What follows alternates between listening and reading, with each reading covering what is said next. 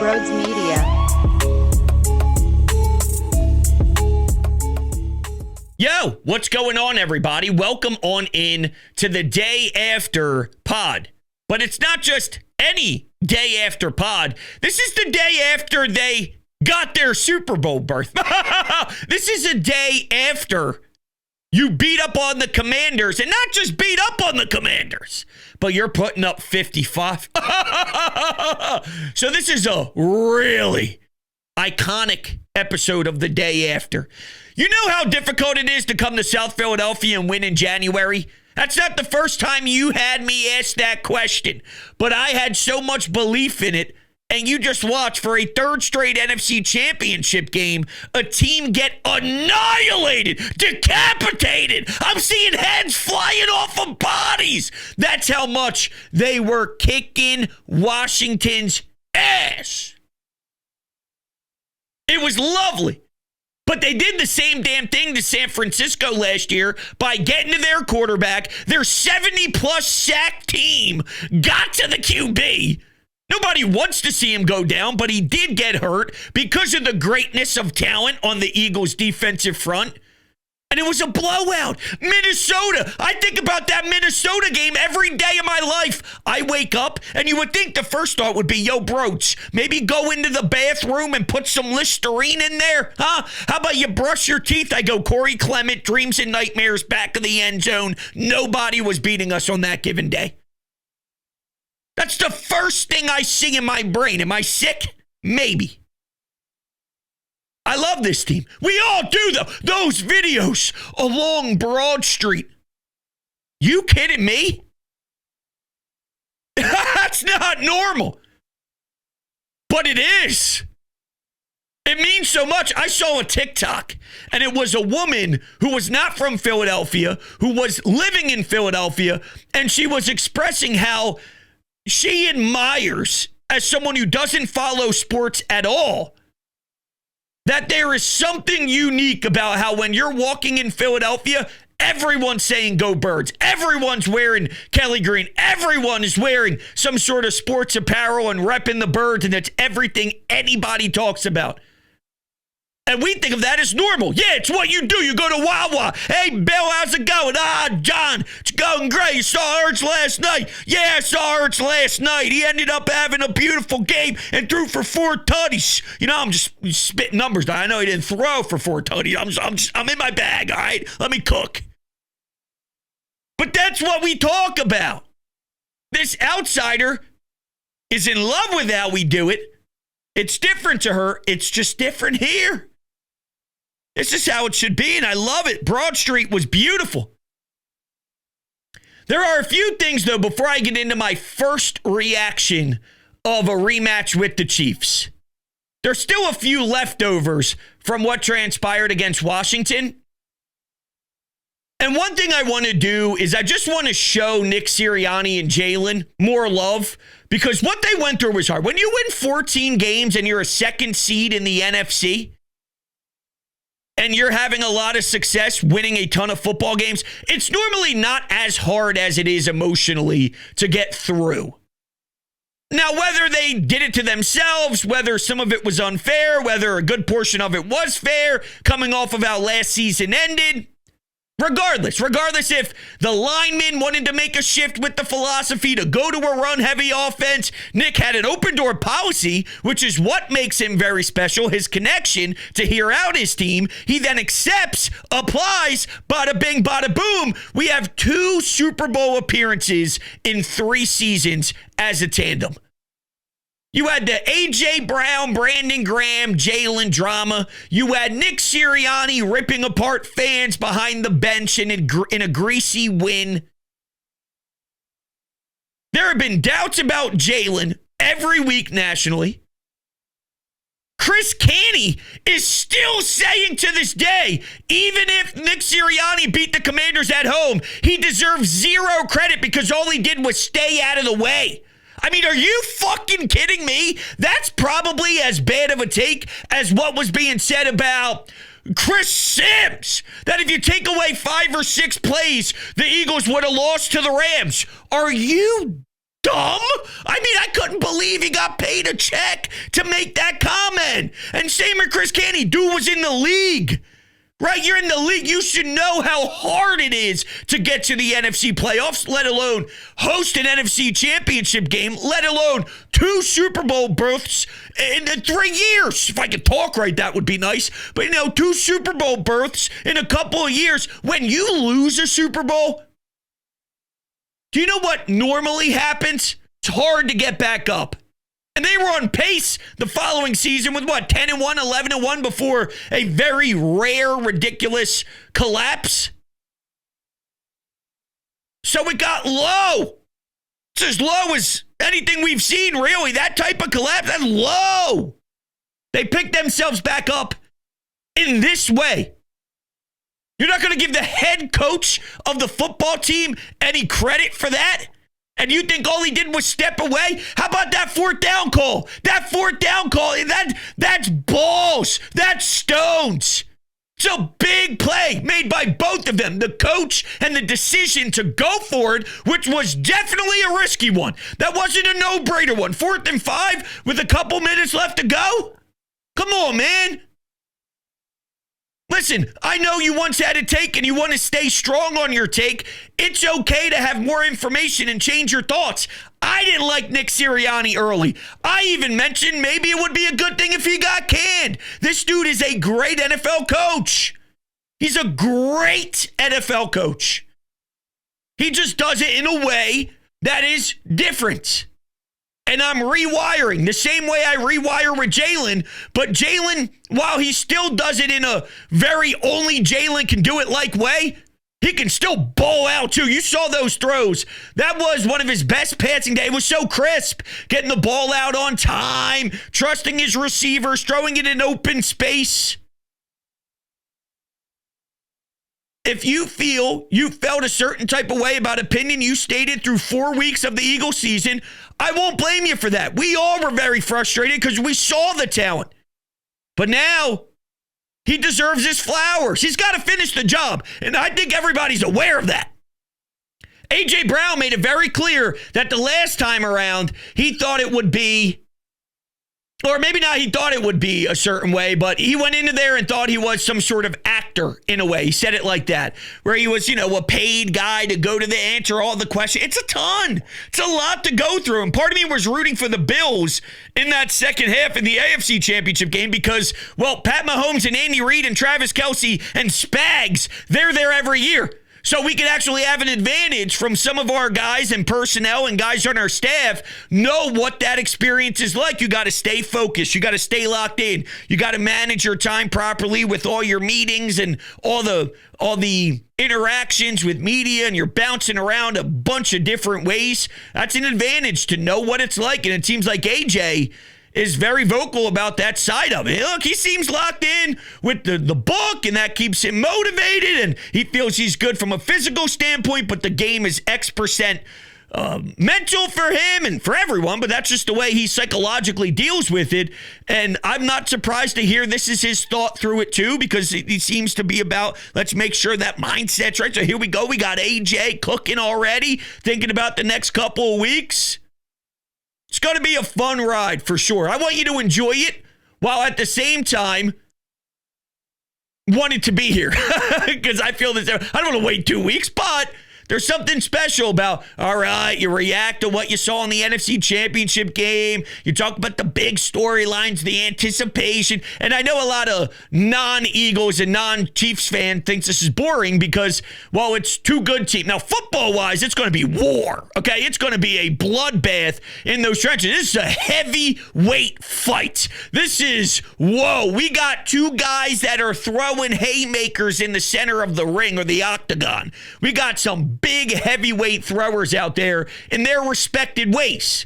They do it in different ways, but this defense, if they can peanut pop another ball loose or two, and you have Kelce fumbling the ball in the red zone, oh man, I need this football game in my veins now. But my original thought was, I don't care. You want to bring me the dynasty? Bring me the dynasty. We're going to have to take down another one just like we did with the New England Patriots and Tom Brady. Then let it be. All right, that's the way the cookie crumbled, and it's time to go to work. But as the game was playing out, I realized, I think we could definitely have a better chance of beating the Bills just compared to the Chiefs, and I'll give you my thoughts here in a second, but I'm saying I would have liked our matchup more against the Bills than the Chiefs. I still like our matchup. So here's my statement. No matter what is talked about over the next 2 weeks, the Eagles are winning the Super Bowl. I believe the Eagles will win the Super Bowl. But I respect Kansas City in a way that I haven't respected any of the teams we saw in the NFC playoffs, and I probably wouldn't have respected the Bills nearly as much either. If I'm being frank, I think that's crazy. We're talking about a team going for a three-peat here with Andy Reid and Patty, who finds a way. The same way Jalen finds a way. The same way that Jalen has those intangibles and that it factor. The next level of that is whatever the hell you want to call Pat Mahomes, which isn't human. He's just got the whole damn package. But that elite it factor, Jalen has. But so do they. And Spags, damn good. It's going to be a challenge. A challenge I believe this group is mentally and physically prepared to go up against and win. You got a hungry squad. The way Jalen's wired is probably best case scenario for us. Everybody has seen the picture of him walking off the field in Arizona. Get the sod father out of my face too, by the way. I want nothing to do with that guy. Go from 70 sacks to I can't do anything on a slippery ass field. But you're sitting here and you're watching Jalen Hurts walk off the field with all the confetti of gold, of red, of white, head down, almost sort of understanding the moment as he's leaving the field. Come on. You don't think this dude is ready? You don't think this dude is as sharp as he is gonna be? It needs to be. You don't think the dude's gonna be fucking ready to go? Because I do. That's why this whole he can't read a defense crap that I've been hearing for years now is so ridiculous. All the dude does is check into stuff that's successful. Knowing Jalen, you're telling me something he can control, which is film study, which is attention to detail, which is watching what defense the other team is in, their formations, cover three, whatever. You're telling me a controllable of absorbing as much knowledge as possible is somehow not going to be enough for Jalen and the IQ of the game? He may not be able to change his arm. He may not be able to change where he is physically. But I'll tell you what, when it comes to the details of tape study and film and scheme and what other, you don't think this guy is obsessed with learning it all? He's checking into touchdowns in the playoffs. And he can read defenses. He even had a little remark about being in a straitjacket. Now, that's an interesting comment. Does that mean that Nick Sirianni limited him? And I've always said if Nick Sirianni and Kellen Moore limited him because they didn't trust in him, that doesn't mean they're right to do it.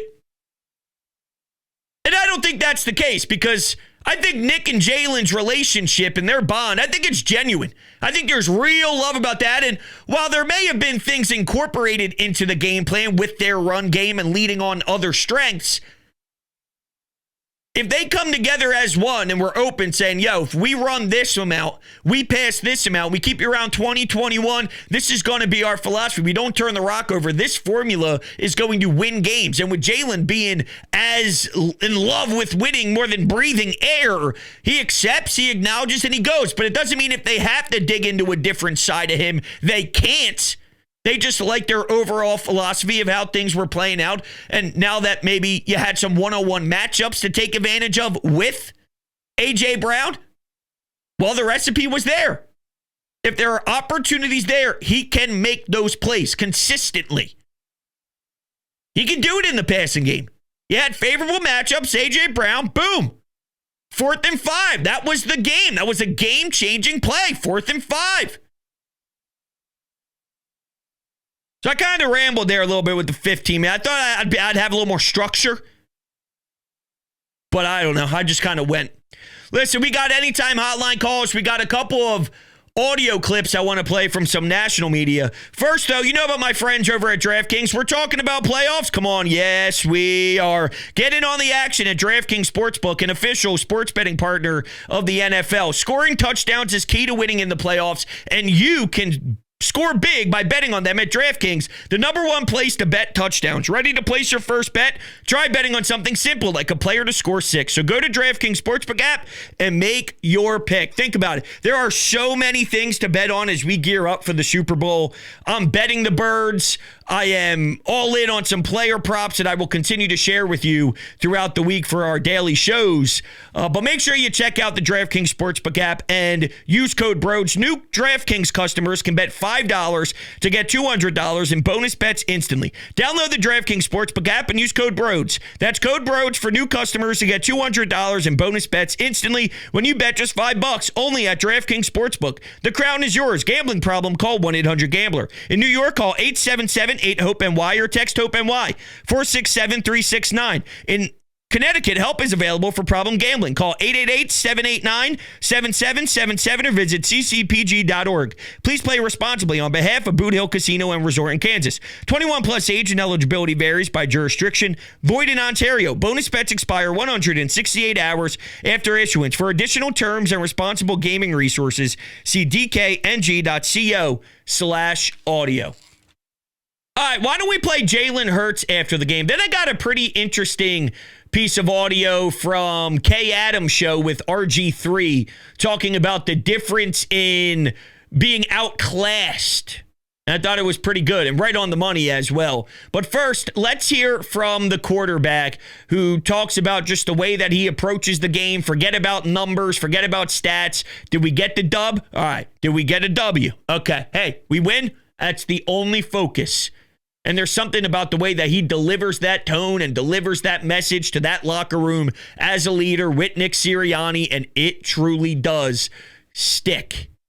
And you're watching those details play out right in front of our eyes with the togetherness. Cam Jurgens said it best himself. What's it mean, you and Landon Dickerson, the way you're able to fight? Well, credit to Sirianni. Because the next man up, it's real. Because we got blood in this room. This is about a real family doing it together, pulling in the same direction. It's hard to build a relationship of 50-plus people to do that for a common goal. With the big contracts, the big money, everybody wanting theirs. From Jeffrey Lurie down, that culture is serious. And Nick Sirianni's a big part of it, which I'm laughing myself because there was once a time where I thought it was goofy. I thought it was silly, but I see it now. I do. I see what maximizing Nick Sirianni does. When he's at his best, when he is at the top of his game, when he's dominating the way Jalen Carter dominates out there in the trenches, and he is himself, probably the way the Eagles told him to be earlier this year, the whole CEO thing, that messed him up. What is my job? What is my gig? How he's hiring coordinators. I don't have as much pull as I would like. I'm losing Brian Johnson, all this stuff. I'm losing Sean Desai. Now it's this whole thing, and I just have to stand around. What do you say? Sometimes I won't even have a chair in these meetings. I got to stand around at one of his press conferences to open the gear. I mean, he was confused. And now Nick Sirianni deserves so much appreciation for where he's at, and I see it. I see what he brings. It's great. It's electric. All right. I'll shut up. Here's Jalen Hurts postgame. I think we need to change our approach to all of this. I don't play the game for stats. I don't play the game for numbers, any statistical approval from anyone else. And I understand that everyone has a preconceived notion on how they want it to look or how they expect it to look. And I told you guys that winning and success is defined by that particular individual, and it's all relative to the person. And what I define it as is winning. And so the number one goal is always to come out here and win. You name a loss and you tell me it's losing.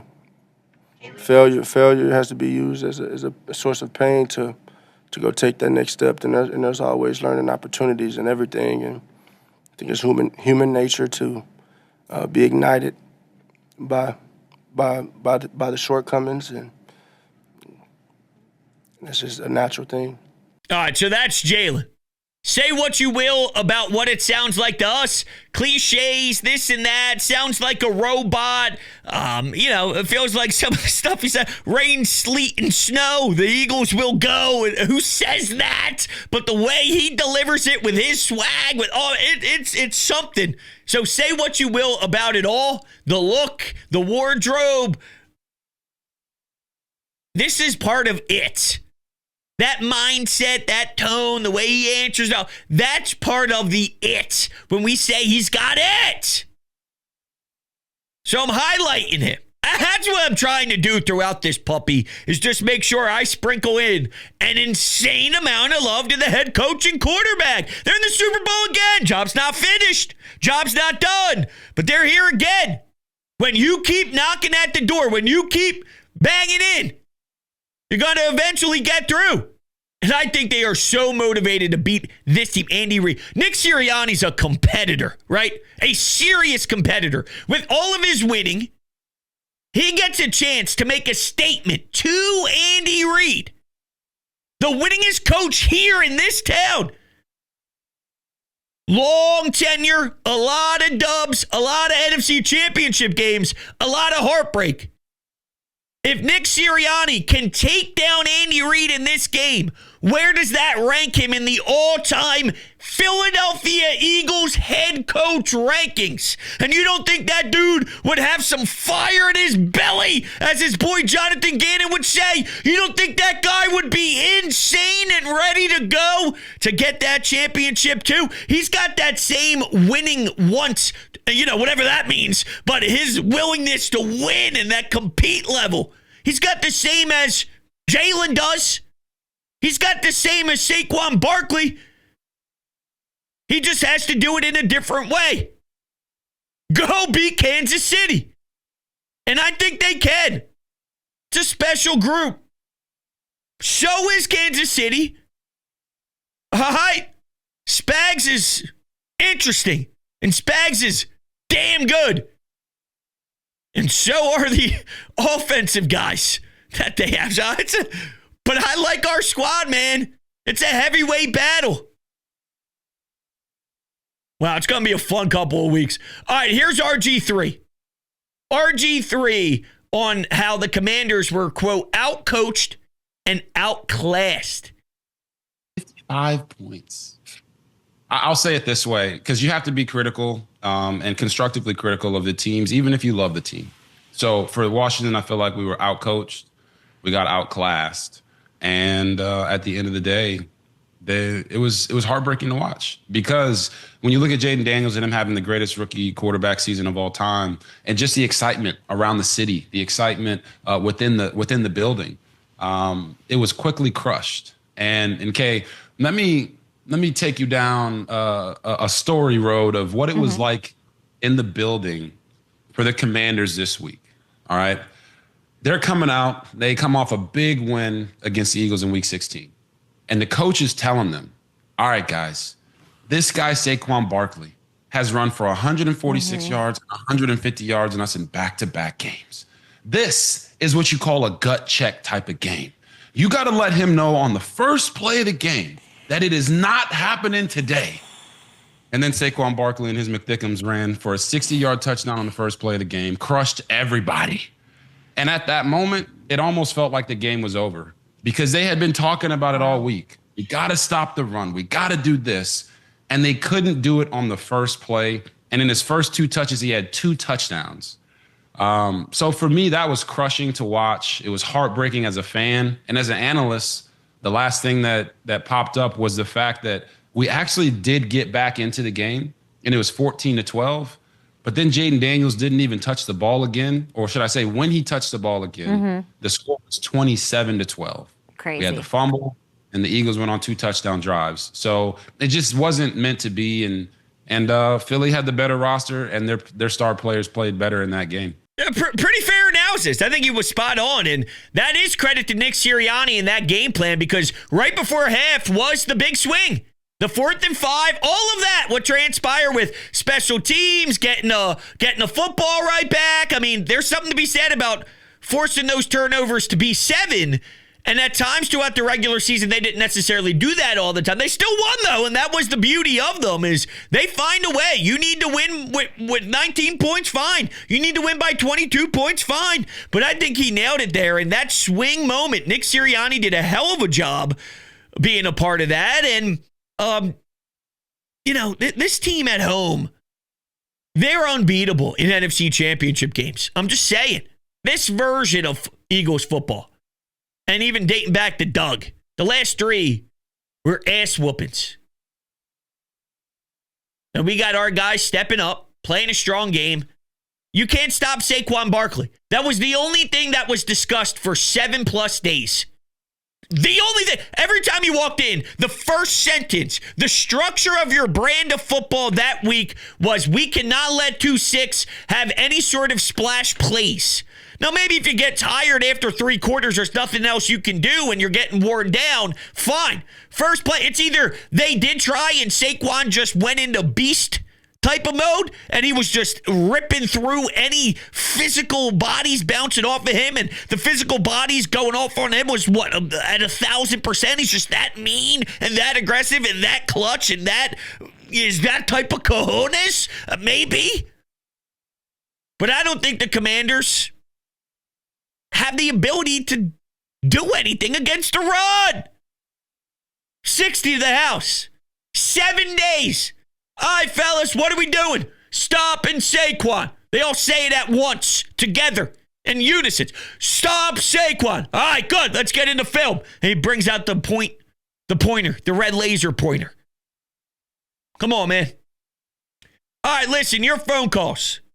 First, with HelloFresh, you get farm fresh, pre-portioned ingredients and seasonal recipes delivered right to your doorstep. So skip trips to the grocery store and count on HelloFresh to make home cooking easy, fun, and affordable. That's why it's America's #1 meal kit. I love HelloFresh. All right, their risotto, I can't even express it in words how much I love their risotto. A crazy schedule can make it easy to fall back into your dinner time recipe rut. So keep mealtime exciting with over 40 recipes to choose from every week, so there's always something delicious to discover with HelloFresh. HelloFresh does all the shopping and meal planning for you, and ingredients arrive right at your doorstep, pre-portioned and ready to cook, along with pictured step-by-step recipe cards. How easy is that? I wish I had this shit during college, man. I'm telling you, if I was able to use this during college, I would have been pumped. Go to HelloFresh.com/50Brodes and use code 50Brodes for 50% off plus free shipping. That's code 50Brodes for 50% off plus free shipping. HelloFresh is America's #1 meal kit. Not that it's not great afterwards, too, because I still use it to this day, but I'm just saying, in general, it would be a lifesaver if that was what was happening at my college hockey out. Bang, food already pre-portioned right up to the house. All I got to do is open the door, bada bing, bada boom. I'm cooking every night. Come on. All right, your calls. I've done enough blabbering. Let's go to Jack. Brodes, it's Jack from Richboro. Just got done listening to the After Game podcast for the NFC Championship, and I'm glad to be wrong. You took my call for the same time after game pod for the previous game, and I had doubts against the Eagles against the Commanders. I was wrong. Happy to be wrong. So it seems like whenever I'm wrong, whenever I doubt, we win. So I'm going to go ahead and start doubting on us for the Kansas City Chiefs for the sake of the Eagles. Jokes aside, I think it's going to be ridiculously important to stress to the Eagles in the locker room this week that if you hit Patrick Mahomes, you are drawing a penalty flag. That's just going to happen. We've seen it nonstop all season long. So if you're hitting Patrick Mahomes, plant him in the ground. So I hope that's driven in this week's message to the team. I'm excited to see Brandon Graham back. I heard about that today. And hopefully no more gunshots are fired in the city if we win the Super Bowl. Go Birds, baby. Peace and love. Thanks, Jack. Appreciate it. Yeah, I think that Brandon Graham, the last I saw, he was on the Brandon Graham show every Monday night on WIP, and he said he's still kind of working out some things, but it does seem like it's being reported as if there's some serious shots at him being able to play, and I think it's obviously trending in that direction, which would be outstanding. Imagine if he gets to do it. His final year, and I'm using air quotes here because I don't know, looks like he's still got more juice left in the tank. But what if he returned and made the game-winning play in the Super Bowl again? And he gets to Pat Mahomes, and it's a strip sack, and then Jalen Carter jumps on the football and recovers. Or Nolan Smith, right? Equivalent to maybe a Derek Barnett type of situation. You got Nolan Smith jumping on the football. Wow. With a minute to go, with Pat Mahomes having one timeout, and they're down 3, and they're charging a little bit after a couple of first down throws. Worthy gets one. Kelsey gets one. A big 2nd and 12. Oh, man, I'm already walking myself through this whole entire thing, and I'm probably going to lay out a billion scenarios by the time it's the February 9th the date is. So, sheesh. We got a long time coming. The flags is a real thing to bring up, though. I haven't gotten there yet fully. Maybe that's on me. I'm still sort of in, wow, we're in the Super Bowl again mode. But, yes, there needs to be a real structure and a real game plan on how they are going to play this. Make sure Pat Mahomes doesn't pick up any of these crazy, lazy, lousy, stupid yellow flags. We got to play this the right way. The difference will be, I don't think we're going to have Vic Fangio or Nick Sirianni say it publicly the way Witt did. I told you that was silly. I told you that was dumb. So he mentioned Jalen and getting Jalen to the ground and making it physical and hitting him like a running back, and Jalen balled. Jalen was nasty. Then he had that awesome running touchdown. You don't say that. You just don't. It's wrong. You're not ready for the moment. You're still making mistakes if that's what you're going to pull the week of an NFC Championship game. You allowed 55. 55. You didn't just get blown out. You allowed 55 points. That doesn't happen in this round. So if there is a way to deliver a certain message to make sure you don't pick up any ticky-tacky stuff, that's happening in-house, in the NovaCare complex, and zip it. But I do think that's something that's going to be high on my list of things to consider when we play out the strategy side of it. Is you got to be careful. You got to make sure you don't hit him in the helmet. You don't accidentally trip him, and then he throws his whole body backwards. Who knows? That's the one part of Pat Mahomes that is just pathetic. Everything else is A+, unfortunately. All right, let's go to our next call. Yo, Brodes. Go Birds. I told you. I said this is going to be the A.J. Brown game. This is the game where we have a big game, where we have a A.J. Brown game. And was this not that? Was this not that? Didn't my guy go off? And Jalen throwing dots. Oh, that game was so beautiful. Complete dominance on all 3 phases of the ball. That's what we need. That's the message we need to send to Kansas City. That if you're going to play us, if you're going to see us in New Orleans, you have to play perfect, because we are coming. We are coming. And we are the team that has been doubted, and we are the team that's been slept on, and we are the franchise that's been slept on, and our head coach has been slept on, and our football, and our quarterback has been slept on, and our running back was disrespected. Nah. And you Kansas City, unfortunately, you Andy Reid, you Pat Mahomes, all of you, unfortunately, you got to catch this smoke. You got to catch this heat. You got to catch this fire. You got to catch all this heat.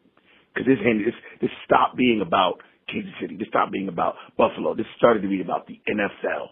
This started being about ESPN and all those pundits and everybody saying all that dumb shit. Yeah, and guess what? They still don't believe in us, because I saw a lot of the graphics getting thrown around. And look, to be fair, I get it. If I know dog in the fight and I'm seeing Pat Mahomes in there again, I'm going to say I'm putting my money on that guy until he doesn't win, you know? So I do get it. It's hard to pick the Eagles outside of the Eagles fandom if you're just nationally viewing it. I get it.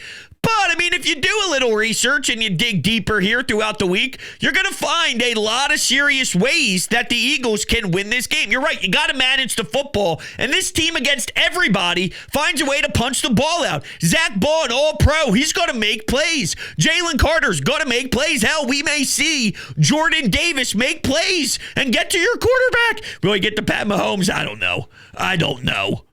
But Quinyon Mitchell, his numbers against Terry McLaurin, this dude suffocates the best wide receivers. Outclassed. Remember what RG3 said. Outclassed, outcoached. They got outclassed by personnel.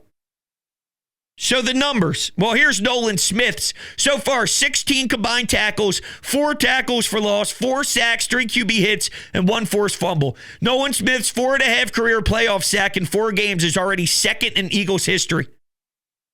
Think about that. That's gnarly. Jalen Daniels had a 2.8 passer rating targeting Quinyon as the primary defender in the NFC Championship game. Daniels completed just 2 passes for 10 yards and had an interception when targeting Quinyon Mitchell. Amazing. Hurts, 15 of 17 in the pocket, 192 yards, a tutty, no interceptions, 133.3 rating, 76% completion percentage in the pocket this postseason for almost 400 yards, no tutties, no interceptions, 3 tutties, 118.3 rating. It's my quarterback. That's my quarterback. All right. I see all you guys who left messages. If you want to continue to leave messages, 856-442-9805. We do daily pods here throughout the Eagles postseason run, so I will be kind of just running through them throughout the week. So I would love to hear from you. Also, Garage Beer, drinkgaragebeer.com. Don't worry about any IPAs. 0% IPA, 100% light beer, 1,000% quality. Garage Beer is the best in the world. I love you guys so much. I really do appreciate it. Apple Podcast, Spotify, you can take the podcast on the road with you. You guys are the best in the world. I'll talk to you later on. Go Birds!